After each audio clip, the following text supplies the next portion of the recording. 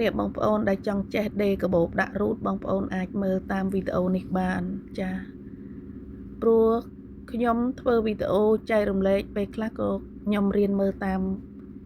វីដេអូរបស់គេនឹងដែរចាទៅខ្ញុំយកមកចែករំលែកបានហើយពេលខ្លះខ្ញុំរវល់ក៏ខ្ញុំអត់បានមើលឲ្យលំអិតថាគេយកបណ្ណាដែរព្រោះខ្ញុំអត់សូវមានពេលអញ្ចឹងខ្ញុំមានតែយកវីដេអូនេះមកចែកម្លែកបងប្អូនដើម្បីឲ្យបងប្អូនមើលតាមនឹងទៅហើយវីដេអូគេតែ1នាទីជាងទេប៉ុន្តែខ្ញុំយកមកទាញឲ្យបានវែងដើម្បីឲ្យវាយឺតស្រួលបងប្អូនមើលទៅយល់អញ្ចឹងណាអញ្ចឹងបងប្អូនអាចមើលបានព្រោះមានបងប្អូនយើងជាច្រើនថាឲ្យខ្ញុំនឹងជួយធ្វើវីដេអូដាក់រូតផងអញ្ចឹងបងប្អូនអាចមើលតាមវីដេអូនេះបានណាព្រោះឯងខ្ញុំ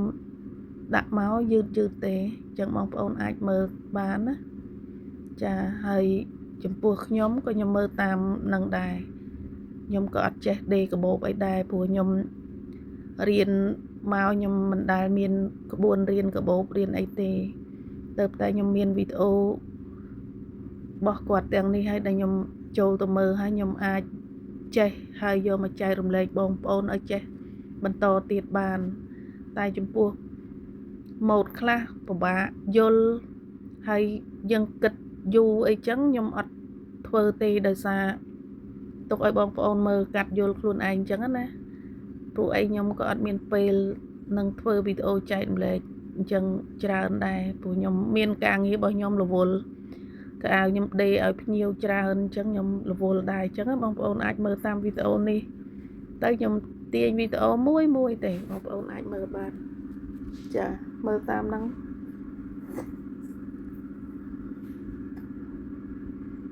តាមពិតខ្ញុំដាក់វីដេអូនេះយឺតមែនតើណាសម្រាប់ឲ្យបងប្អូនចូលទៅមើលចា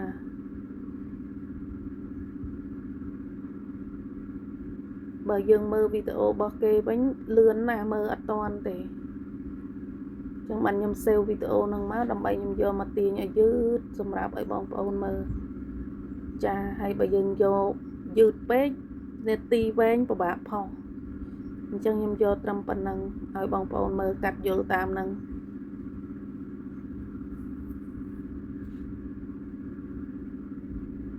បានដេតែ1 2ទៅ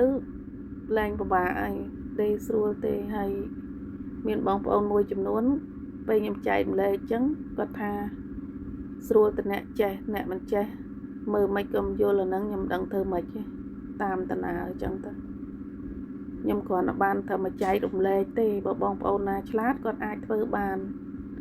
ចាអរគុណច្រើន